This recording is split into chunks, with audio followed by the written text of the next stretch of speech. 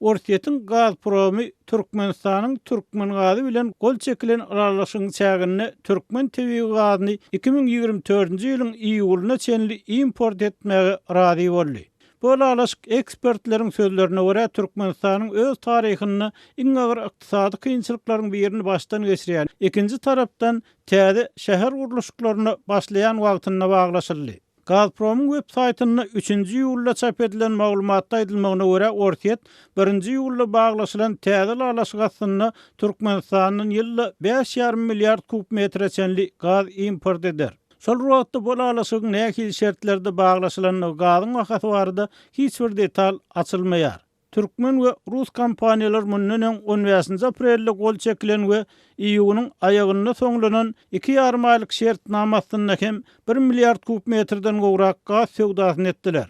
Şol wagt hem Türkmen gazynyň haýsy wakadan alynjagy aýdyňlaşdyrylmany. Türkmenistanyň Sowet döwründe gurulan geçirji arkaly iýerleýän gazyň häzirki möçberi iki ýurduň arasyndaky gaz söwdasynyň ýetjek derejesine ýeten ýyllarynaky bilen deňeşdirilenini ören az bolup görünýär. Orsiýet olarlar Türkmen gazyny import edýän ýurtlaryň öňüni çekýärdi.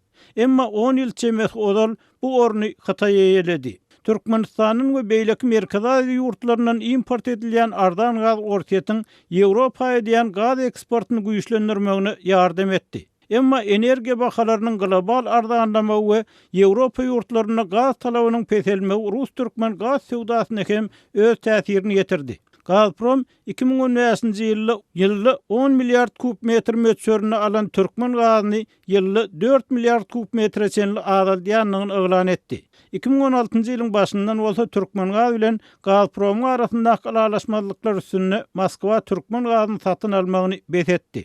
Şonu Türkmen tarapy Rus tarapyny alan gazynyň bahasyny tölemezlikde aýplasa Rus tarapy Stokholm ykdysat dagwalary seredýän arbitraj suduny şikaýet edip Türkmenistanyň Orsiýete satýan gazynyň bahalaryny gaýtadan seredilmegini sorady. Rus resmiýetlerine salgylanyň medeniýet maglumatlarynda Türkmen Rus gaz söwdasynyň 2019-njy ýylyň başyndan dikeldiljekdi aýdyldy. Emma Türkmen tarapy Orsiýet bilen aradaky oňuşmalyklarynyň nähili şertlerde çözülýänligi Gazpromyň odal alan we bahasyny tölemedik gazynyň puluny töläp tölemänligi hakynda hiç bir zat aýtmady.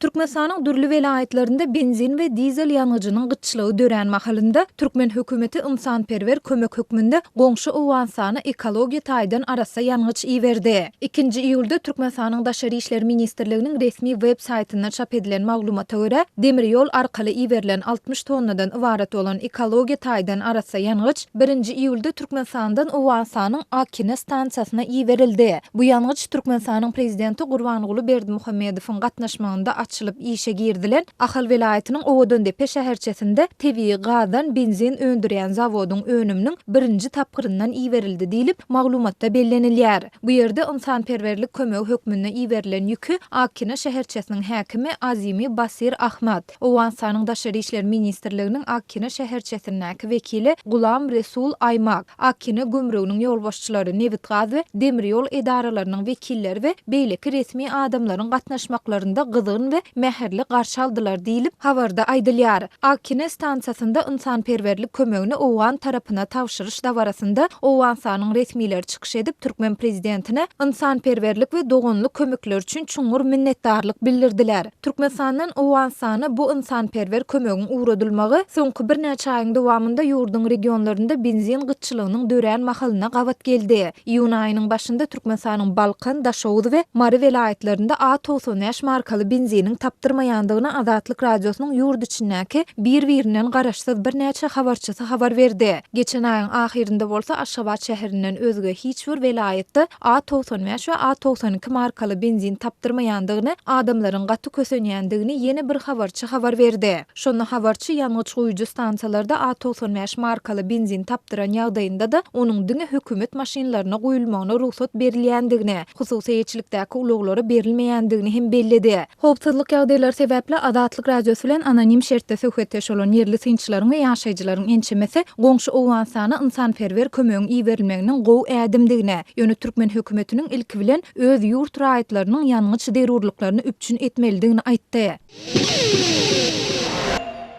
Täze reytingde Türkmen pasportu 93-nji orunny. Türkmenistanyň pasportu onuň daşary ýurtlara syýahaty amatlylygy boýunça dünýä ýurtlarynyň pasportlarynyň arasynda 93-nji oruny eýeledi.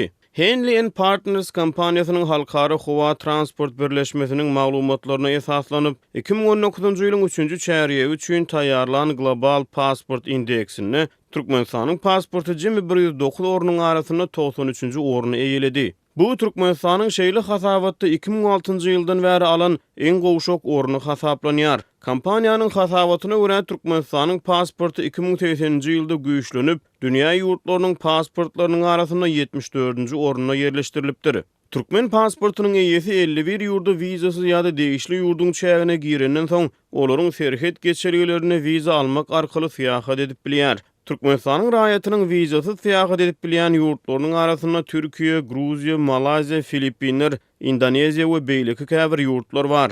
Türkmenistanlylar Ermenistan, Iran, Iordaniýa, Liwan ýaly ýurtlary degişli ýurduň çägine girenden soň wiza almak arkaly syýahat edip bilýär. Täze pasport hasabaty ykdysady kynçylyklardan ejir çekýän türkmenistanlaryň gazanç etmek üçin köpçüliklerin ýurdu terk edýänligi barada habarlaryň fonuny çap edilýär. Türkmen pasportunyň eýesi 1999-njy ýyla çenli Russiýa, Wengriýa, Moldawiýa, Belarusiýa ýaly ýurtlary wizasy syýahat edip bilýärdi.